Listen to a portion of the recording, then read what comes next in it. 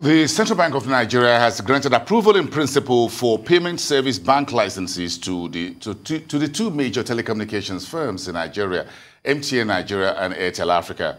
MTN Nigeria, in a statement, said it received its approval in principle on November the 4th from the Central Bank for a license application for the proposed Mobile Money Payment Service Bank Limited. This is the first step in the process towards the final approval, subject to the fulfillment of certain conditions as stipulated by the Central Bank. Endurance Okafor, our financial inclusion editor at Business Day and telecommunication analyst, joins me now live virtually to chat to some of these very latest numbers.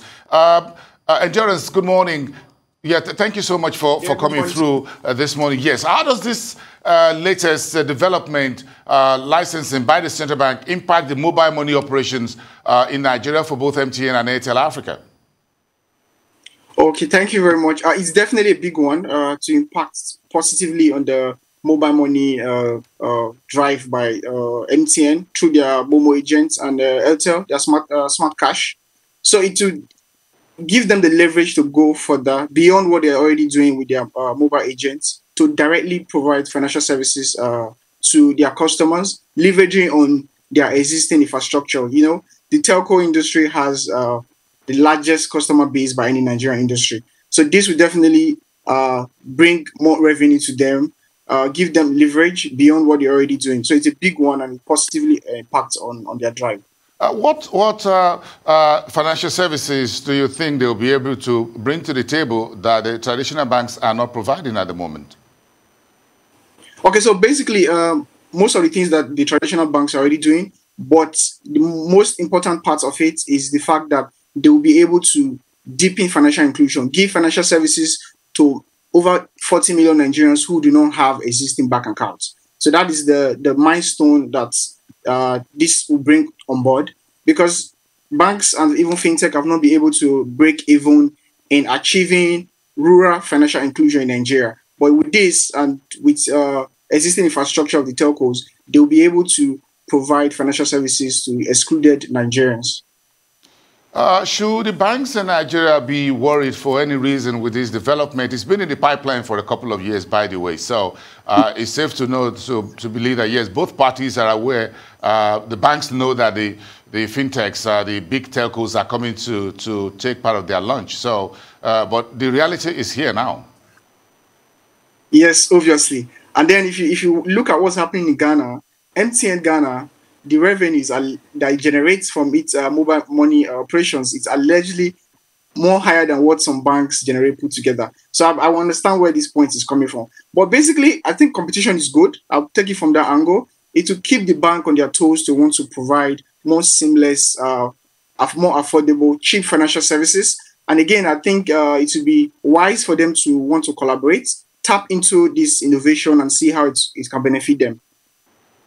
How would you describe the intersection between banks, telcos, and fintech firms when it comes to financial services? This is adding another layer to fintech, digital payment system in Nigeria, financial services inclusion, financial services industry ecosystem, and the whole architecture and structure as it were. This is adding another layer to it. What's your take on this as a journalist in terms of this cross-section in which everybody now seems to be, will have to work together?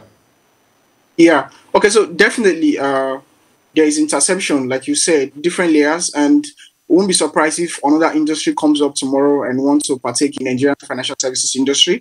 But I think if you look at it from the consumer point of view, it's actually a great one, because they are all working towards achieving one goal, providing seamless financial services for Nigerians and at a lower cost. So with a lot of industry players coming on board, it will definitely lead to competition and lower costs.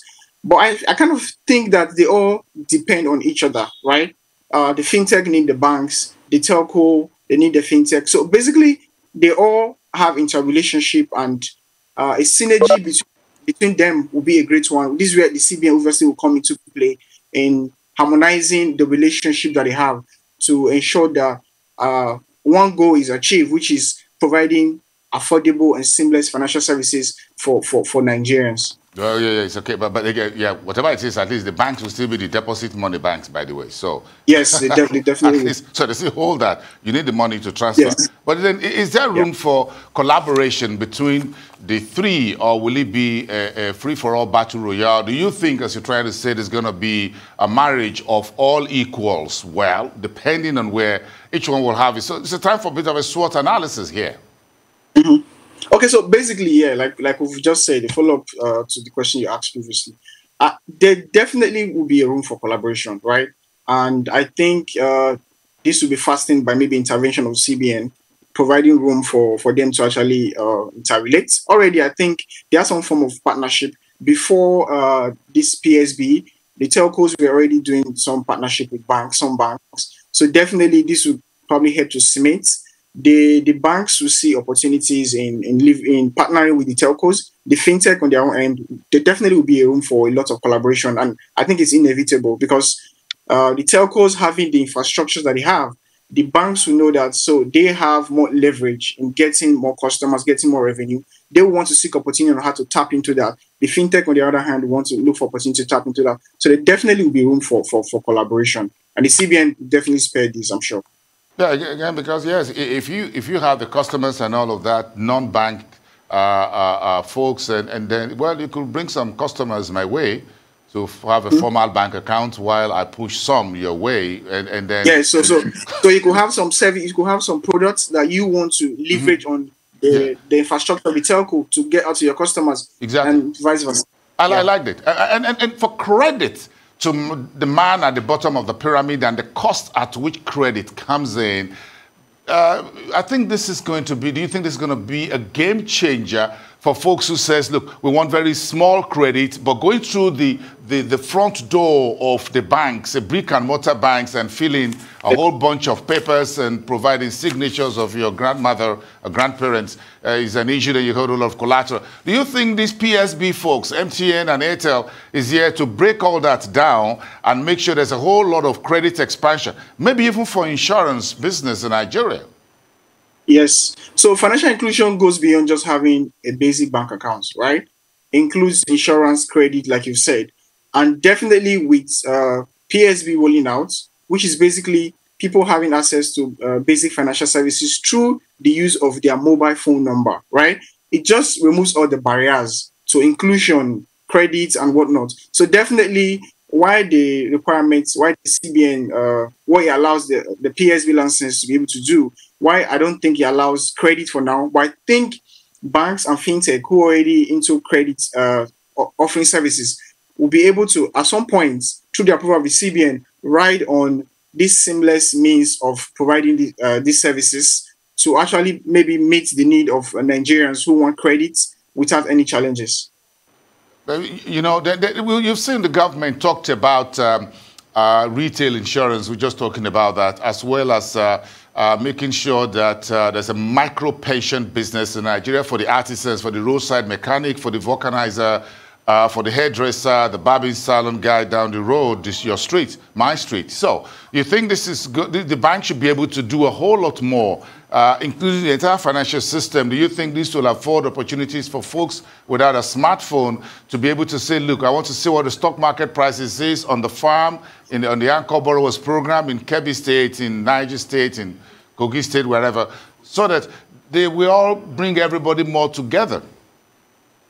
That is why PSB mobile money services is a huge thing around the world, in Kenya and some other countries that's already scaled with it, because it actually gives opportunity and gives room for all of these services that you've mentioned, pension and whatnot. It cannot be overstressed. The value of services, the volume that can ride on this innovation, right? The mobile money services cannot be overstressed. Right, so Nigeria can deepen its financial inclusion, insurance, pension, whatnot. It can just ride on this, because with mobile service, you don't necessarily need a smartphone, because with the phone number, you can use USSD. You can access basically all of these services. So this is an infrastructure that can ride a smooth road that Nigerian can ride on, other industry players can ride on, to deliver lots of multiple services in a seamless manner.